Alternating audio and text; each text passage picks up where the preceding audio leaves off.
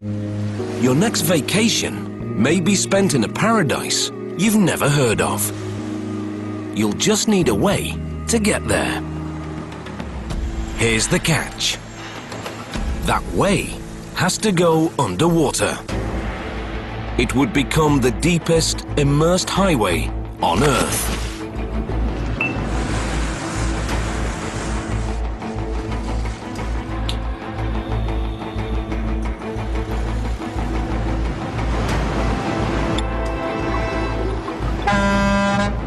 Oh, they also have to build a couple of bridges.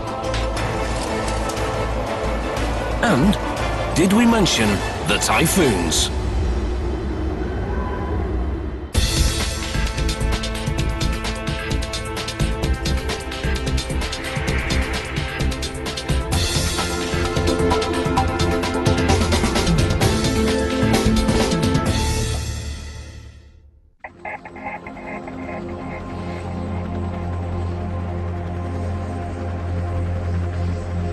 These tugs are towing a contradiction. A tunnel segment that's both colossal and fragile. Come back. Close. Slow down. A raft of techno breakthroughs and untested results. Bound for a place few know, to entice the world to visit. And even sway the choice for the Olympic Games.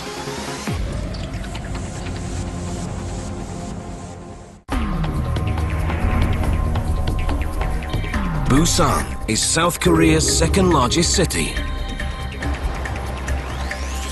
4.2 million people. Bigger than Madrid, closing in on Milan, and as hectic as Manhattan. South Korea is an Asian tiger, and Busan makes it roar. Its skyline will soon include one of the world's tallest buildings. It's the nation's biggest port, and the 5th busiest in the world. Every 3 seconds, they unload a container. It's so busy, they had to build the sprawling Busan New Port. And still, Busan grows. Busan is such a comer, it's bidding for the 2020 Summer Olympics. But Busan has one big problem, and it's on display here at one of Asia's biggest fish markets. Dozens of vendors cram in here, 14 hours a day, every day of the year.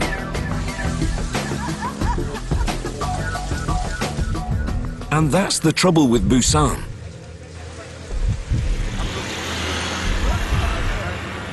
It's so crowded, it's running out of room.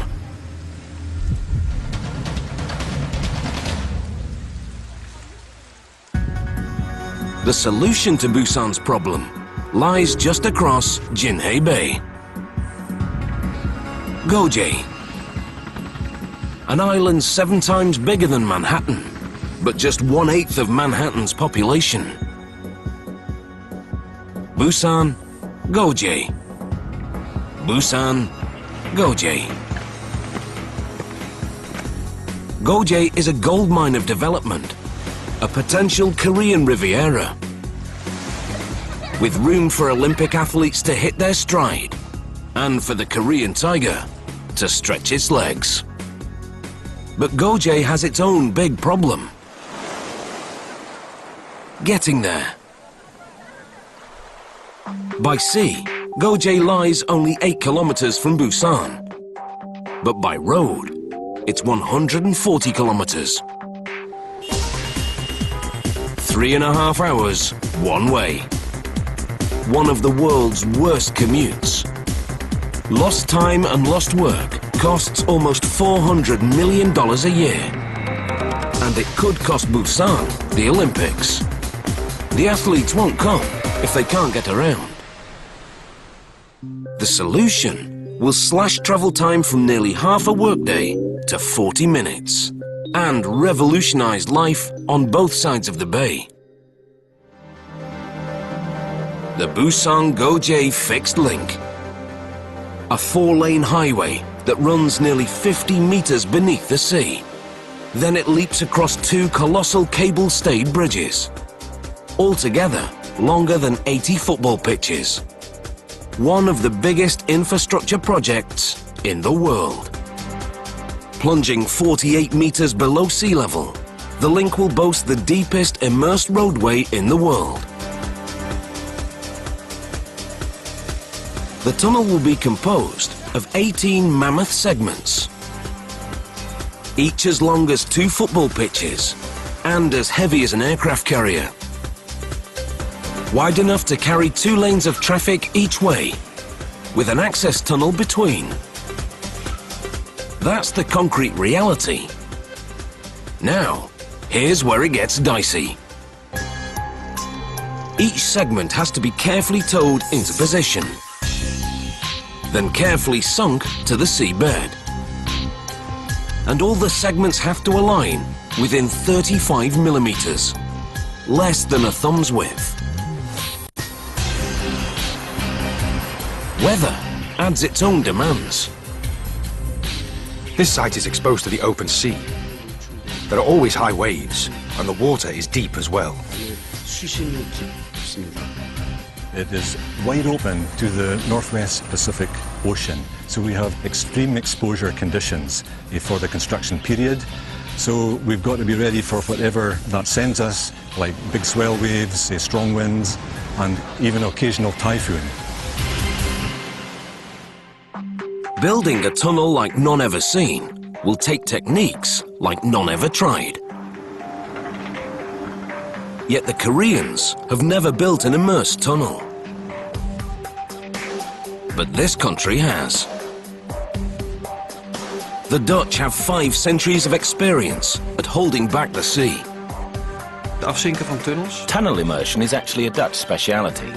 If you look at the number of immersed tunnels in the world, most of them are in the Netherlands. Dan zijn verreweg de meeste in Nederland geplaatst. The Dutch company had a zest for a challenge and the confidence that they could solve these problems. And so we were able to trust each other. But that's how we ended up working with the Dutch. This is what confidence looks like. Moet je even naar Kim hier lopen of die even met jou met dat bootje even? 21 years ago, Peter van Westendorp joined Structon at the bottom and worked his way up. He's worked on 8 underwater tunnels. Better when it's tight. Yeah. But none as daunting as the fixed link. Sluitboot 101. Er is niks mooier. There's just nothing better than immersing a tunnel. It's great to work with a relatively small group of people who are so focused on their job Slack the rope, please, ladies. and put in 200%. That's just amazing. Construction begins with the tunnel entrances. One on Gaduk Island, the other near an uninhabited island. From here, engineers will dig down to 12 meters below sea level to meet up with the undersea tunnel segments. But they won't tunnel through the seabed itself. If they did, the gradient would be too steep for driving. Instead, Peter's crew will lay prefabricated tunnel segments on the seabed. First, engineers dredge a trench where the tunnel will rest. To buttress the foundation, they bore concrete columns into the seabed, stopping 3 meters shy of bedrock. The reason? Earthquakes. Avoiding bedrock will give the tunnel crucial flexibility. The segments will rest on a bed of gravel to ensure an even surface. Because the bed determines the exact height of each tunnel segment, the gravel must be placed with pinpoint accuracy. Later, the entire tunnel will be covered with thousands of tons of crushed rocks to protect it from collisions with ships or anchors.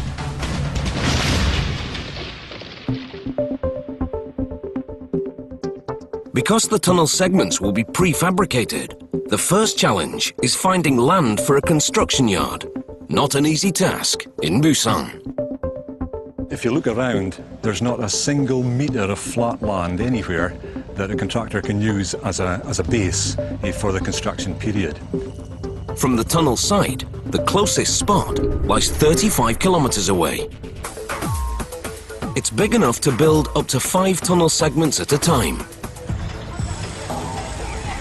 Each segment weighs about 48,000 tonnes and is made of 8 subsections, each twice as long as a London bus. Anyone with a basement knows water can penetrate concrete joints, potentially disastrous in an underwater tunnel. But each giant section is cast without a single joint, thanks to Korean ingenuity.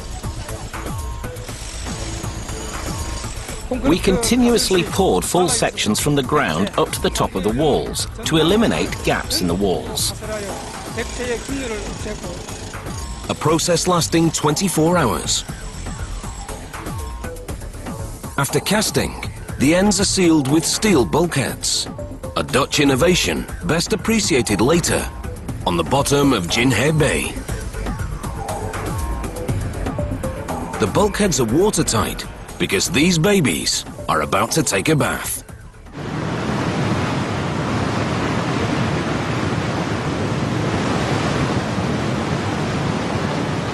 Flooding the dry dock will allow them to float the segments out to sea. The inundation of the dock takes approximately 48 hours. During the first phase, we let in water until it reaches the level of the bulkhead door. Then we'll check to see if the bulkheads are leaking. Once all the leaks are repaired, or if there are no leaks, we'll fill up the dock completely.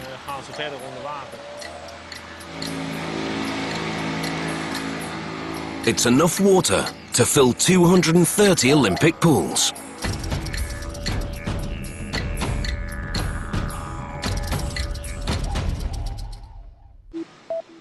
So how do you prep 48,000 tons of dead weight to float? Inside every tunnel segment, there are 6 ballast tanks, and they're filled with water. Ben, alle kleppen staan open, dus voor mij mag de pomp aan. To start the flotation process, we begin pumping out the water. We continue until the tunnel segment starts floating.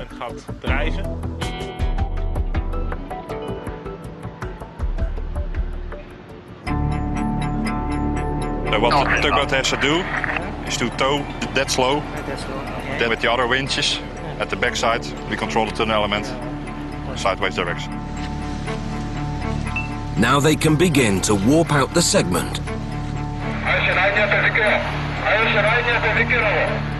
Removing the first segment takes brawn and finesse to avoid colliding with the dry dock. Pas erop dat hij niet van het dek afrijdt, hè? With barely 2 meters on each side, there's no room for error. Oké, Maurice, we zijn er doorheen, we zijn gekruist, dus ze kunnen zo gaan remmen.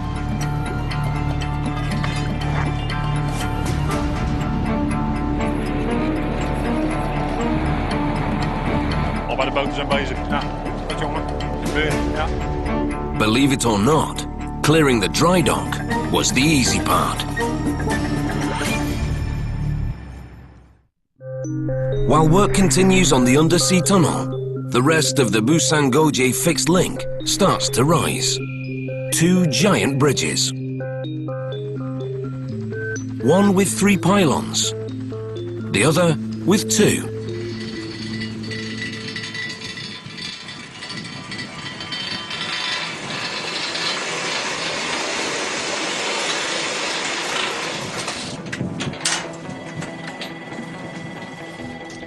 At its topmost, the 2-pylon bridge will soar 156 meters above sea level, the height of a 50-story building. The span between the pylons will stretch the length of 5 football pitches, with enough room for the tallest freighters to pass under. Crucial for a city that thrives on shipping for its livelihood.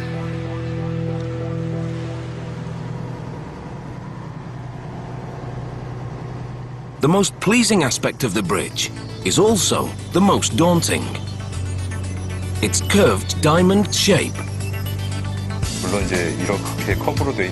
Of course, curved pylons are very difficult to construct, but they're very much in harmony with the surrounding scenery in many ways, in that they bear resemblance to a mother's praying hands and to the wings of seagulls.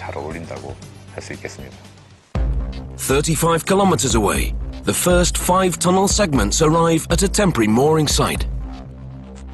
From here, they'll travel across Jinhae Bay to their resting place on the sea floor, already leveled and lined with gravel.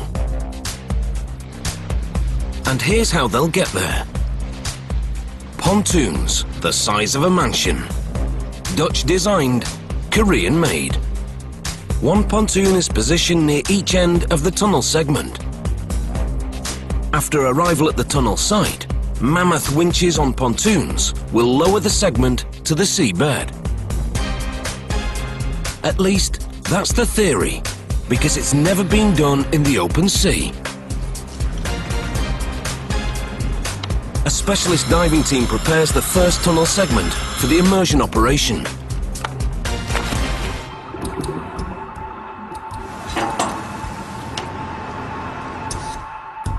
Divers test connections for data systems and power supplies. Standing by.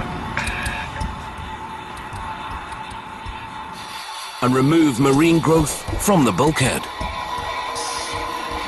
Down on the wire, please, Steve.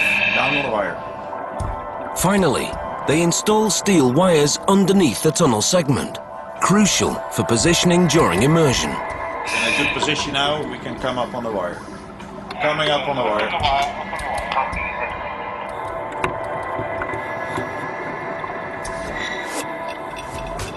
Above water, the crew are also adding a temporary access tower, so workers can enter the segment in case of trouble with the ballast tanks. Over, the tunnel is clear. Every problem has to be anticipated, because if things go south, they won't get a second chance. What we do doesn't have anything to do with luck. We know what's involved, we know how the process works, and we have the feeling we control the whole process. Not quite. Back in Holland, the rest of the immersion team stands by to fly out. In all, 56 men wait for Peter to say go, and he's waiting for a forecast.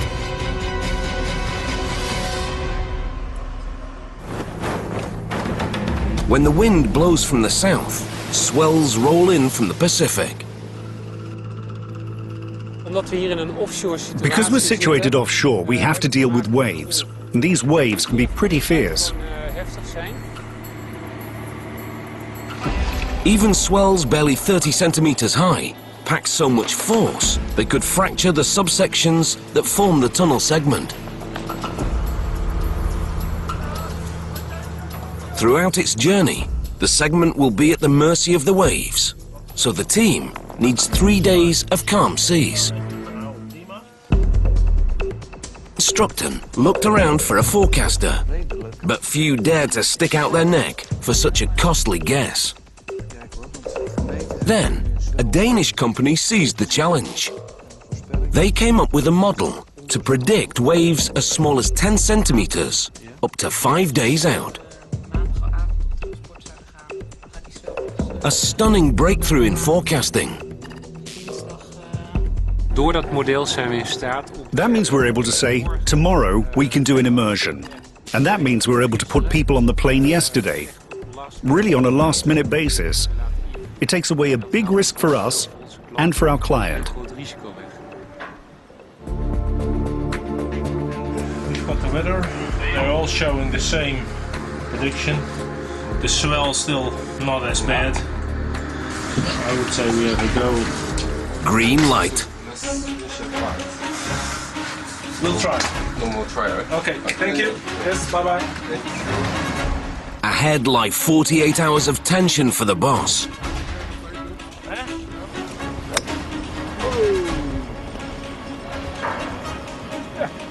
Six months of work, rides on steel threads, and a forecaster's guess.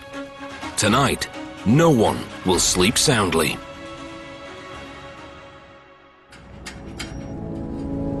After a cautious voyage at 3 kilometers an hour, the first tunnel segment arrives at Garduc Island, the starting point of the tunnel. Joining Peter is the elite team fresh from Holland, among the few men on the planet who can do this job. Gooi anker 6 maar weer overboord. We gaan eerst de longtunnel secundair pakken. But working along shore poses a huge challenge.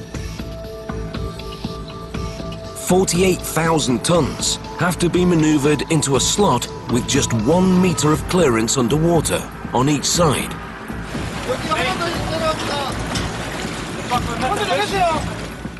One false move and the segment could get jammed in the rocks. Controlling the segment are 14 steel cables, anchored in the rocks and on the seabed.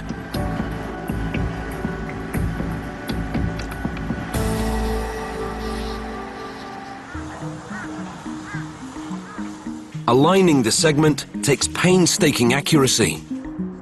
Surveyors take readings using a system of prisms and mirrors mounted on the access shaft and the survey tower. It's all new to the Koreans, so it takes time getting used to the technology.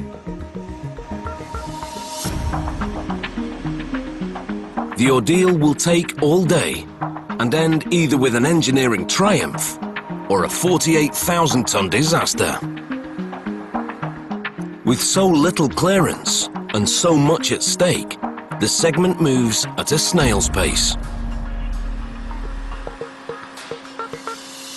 After a journey of 35 kilometers, it's now just 4 meters from the abutment.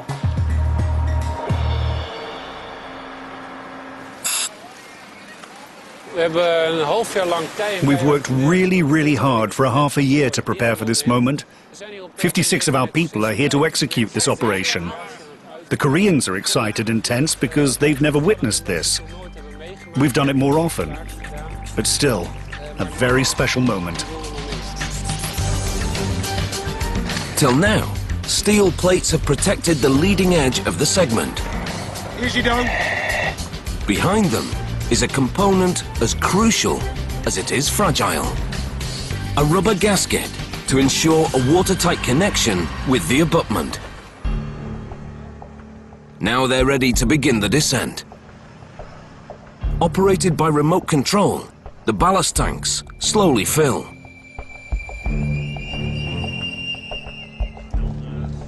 The command post monitors everything via remote control cameras, on the pontoons and inside the tunnel segment. Oké, heren, jullie mogen wat mij betreft alle 4 tegelijk laten zakken. The segment must align with the mouth of the tunnel to within 3.5 centimeters. You can imagine that if this segment were placed 10 centimeters off and you did that 18 times, you'd end up 2 meters off on the other side. Well, that wouldn't be very good. 7 hours later, touchdown. The segment now rests just 50 centimeters from the abutment, the mouth of the landward tunnel. To close the gap, engineers have installed a pair of powerful hydraulic jacks. Linking the jacks and applying tension closes the gap.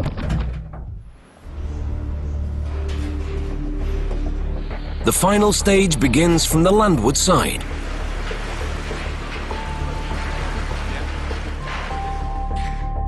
A wall of water nearly 3 meters wide separates the segment from the abutment, what they call the immersion joint. Opening this valve will force the water out.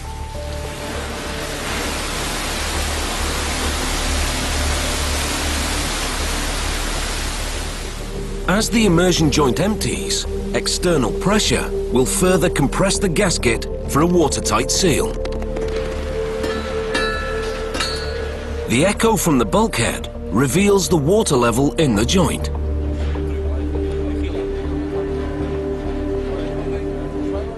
With the water drained, they can open the bulkhead door.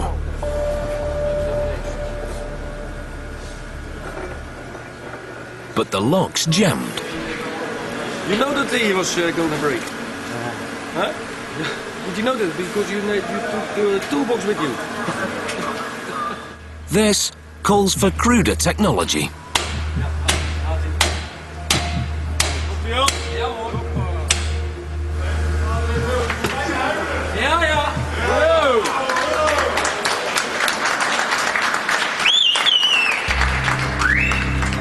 All that stands between the crew and the first immersed segment is the steel wall installed back at the dock. And here is why it's so brilliantly simple. On other tunnels, engineers seal the ends of segments with concrete, then knock it out after immersion. But that takes time and creates debris. The modular steel bulkheads are easy to install, easy to remove, and they'll be reused on every segment and eventually recycled. Faster, cheaper and safer. An engineering trifecta.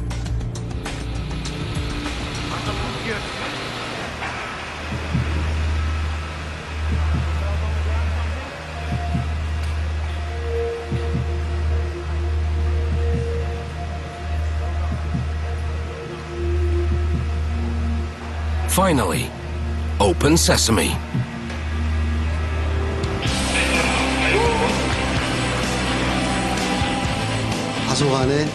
Although we experienced some unexpected things, we were very happy that it was completed successfully in the end. And the feeling of accomplishment was indescribable.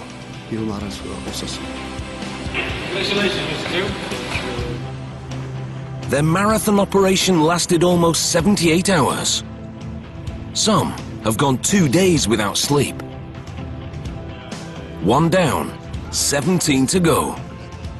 And they won't all go smoothly. Like the Busan Tunnel, the bridges advance in segments, but 2 at a time, not 1. It's called balanced cantilever construction. Working outward, steel segments are laid on each side of the pylon to keep the bridge in balance. Then 2 cables are attached to brace the segments. Once they've done that, the derrick crane then lifts up 6 precast concrete panels and places them onto the steel frame.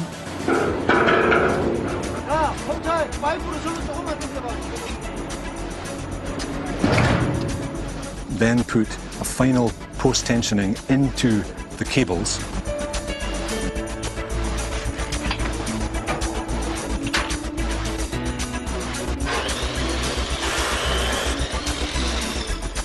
And we're ready then to start the whole thing over again.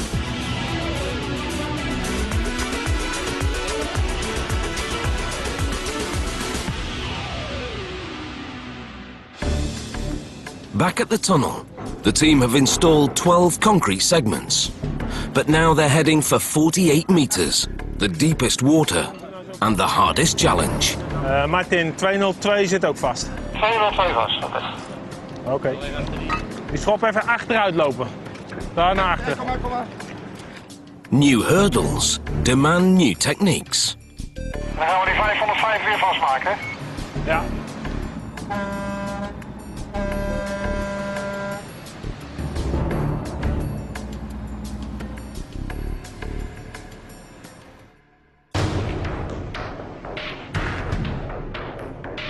The sea floor out here is soft clay, so they need to set anchors that can hold the segment and pontoons fast.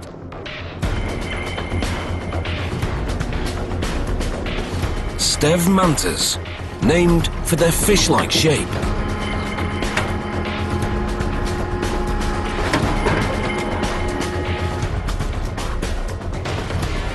They're designed to dig in where other anchors lose their grip. Once segment 13 arrives here, 14 steel cables connected to the anchors will hold it in position. But once again, deep water raises the stakes. Once the segment hits the bottom, suppose a problem arises with the ballast tanks. Somehow, Peter would need to get the engineers inside. On segment 1, they could use an access tower, but not in deep water. The solution is a first in tunnel immersion, a self-propelled diving bell. Purchased in America, the sub was refitted just for this project. I'm coming down to 15 meters, see if we can get the tunnel on sonar.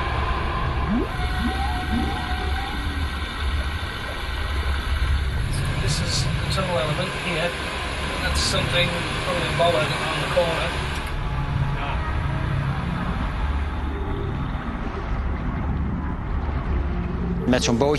With a little boat like this that can go to 300 meters, you've got the concept of a ferry transferring people to the tunnel segment.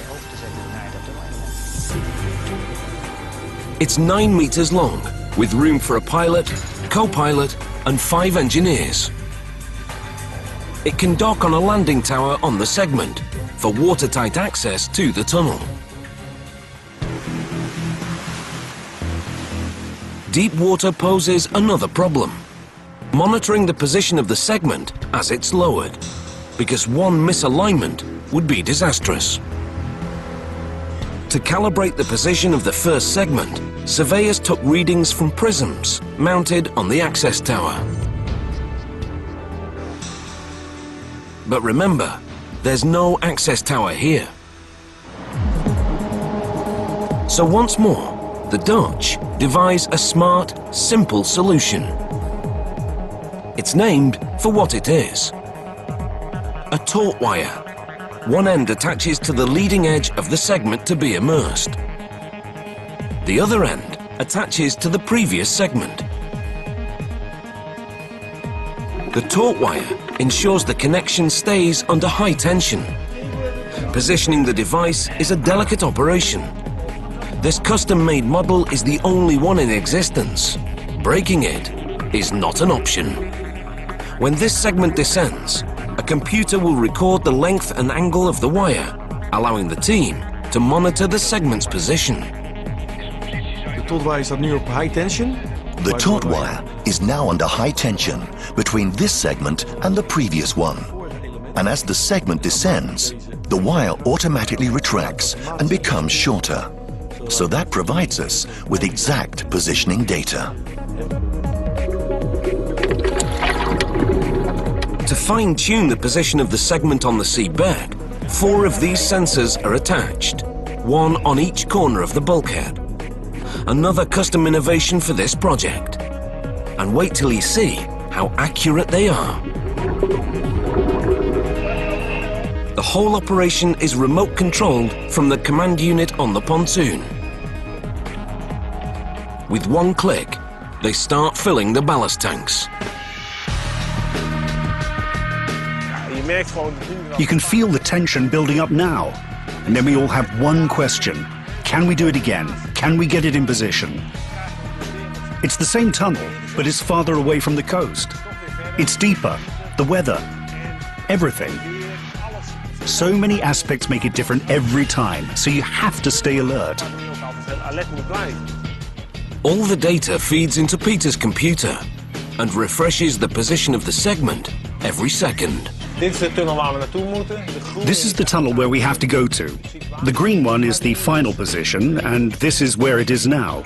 So you can see it's just below sea level.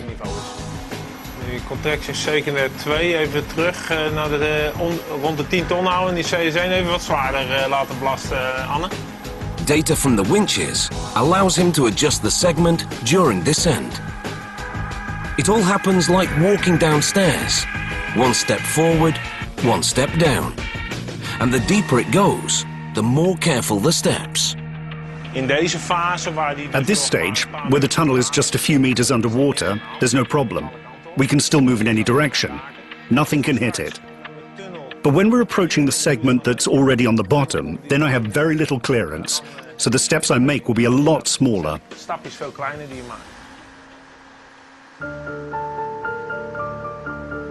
It takes 7 hours to descend 48 meters, just 9 centimeters a minute. The first step in joining the segments poses another challenge and another solution. The moment a tunnel segment approaches the one ahead of it, it's moving because of the swell. So we install 2 guide beams on the top end of the segment. Another simple but elegant solution. The moment we pull them closer together, the guide beams become less flexible. The movement diminishes until the segment is motionless.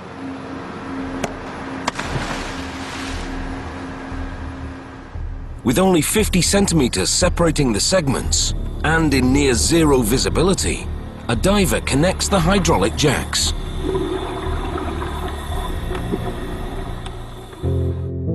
The segments seem aligned, yet the slightest error on this end will translate into a big mistake at the other. But the Dutch don't miss a trick. Kan ik er nu al gaan uitschuiven? The 4 remote-controlled sensors on the bulkhead now deploy. They measure the position of the segment within 1 millimeter, the width of a guitar string, and relay the data back to the command center. Peter needs to shift 48,000 tons of concrete, 20 centimeters to the right. Even on calm days, the swell is so heavy and the segment is so long, stability is a problem. The solution? The External Positioning System, or EPS. Yet another Dutch invention based on a simple idea. A pair of hydraulic legs and extendable feet to hold, lift and move the segment. Connecting each pair of legs are 4 steel cables, already installed back at the mooring site. Braced on its robot legs, the EPS laterally aligns the segment into its correct position. Now, the jacks are tightened by remote control, compressing the rubber gasket.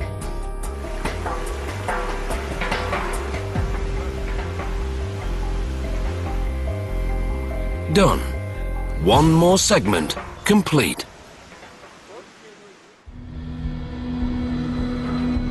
Like the tunnel, the bridges approach the final stages.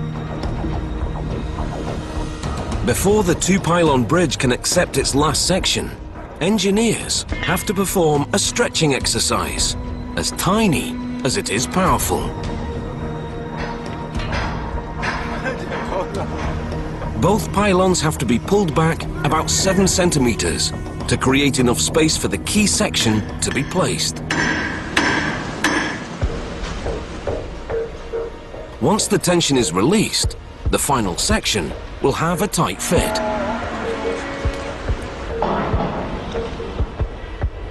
After 6 years, they must be eager to finish. But just like the tunnel crew, they have to move in baby steps.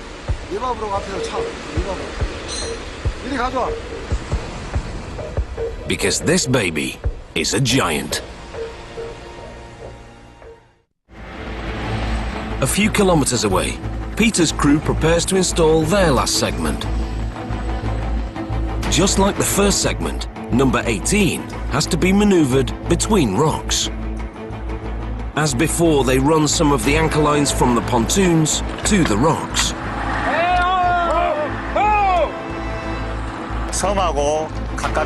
Because it's so close to the island, it's very difficult to install the immersion wires. Connecting them isn't easy by any means. It's not just a matter of simply pulling them in place. With all cables attached, they can start maneuvering the segment into place.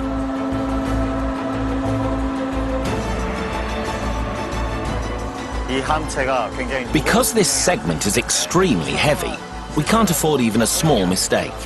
Light contact can cause huge damage to the segment, and that kind of damage can set back the entire project.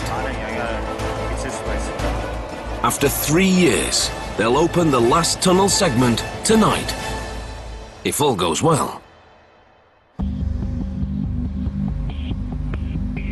The segment hits the bottom, but there's trouble. One end is sitting 28 centimeters too high. We're now trying to figure out what the cause is. We don't know yet. It's a major problem at the moment. We're taking about half an hour to go through all the steps so that we don't miss anything, and then I'll inform you about the situation.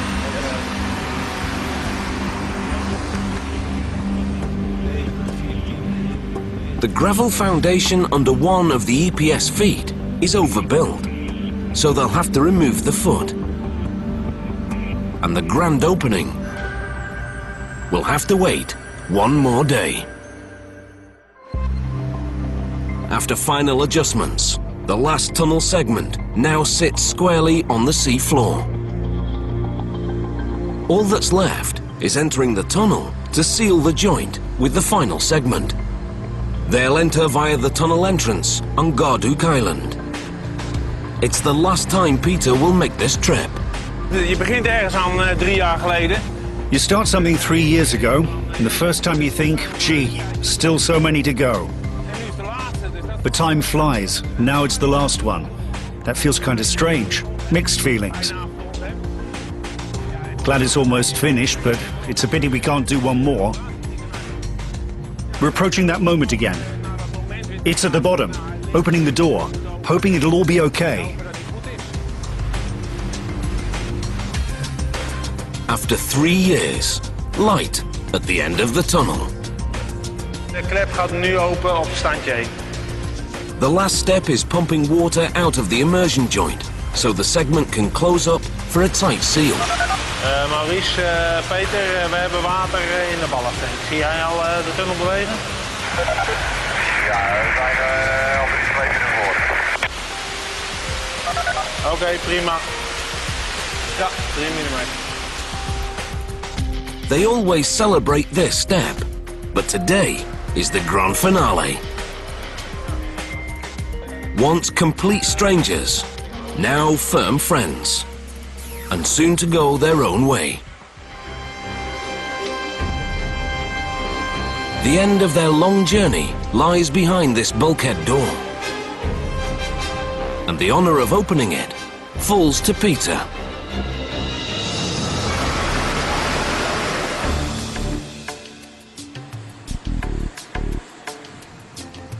Back at the bridge, the final section is lifted into place.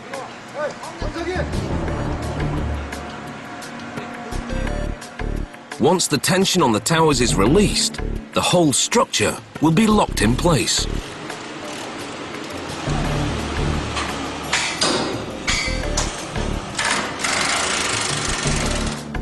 With the bridge complete, all that remains is opening the final segment of the tunnel.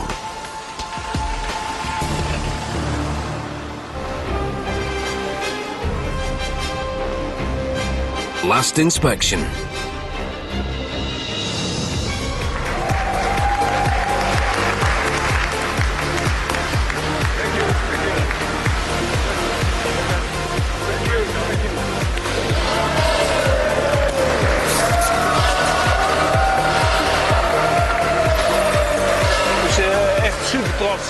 Really extremely proud that we did it, and happy, of course. Happy for the whole team. It's just great. After all this time and after a difficult operation, we did it. Very emotional, yes.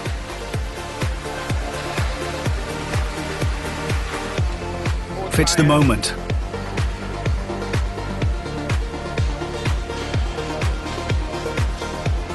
And proud.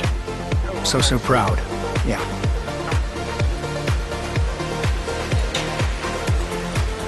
Come back. For Peter's team, the tunnel marks another success on a stellar resume. For the Koreans, it's a chance to join the Dutch on the world stage. Actually, this was the first immersed tunnel project in Korea. And we developed lots of new equipment, and we trained lots of engineers, and eventually we could finish in time, and everything is happy. This isn't just a shortcut to an island. It's a path to the future. And who knows where that leads. Brand new megastructures visits construction on America's revolutionary spaceport at 10 p.m. on Thursday. Stay tuned for a gripping air crash investigation.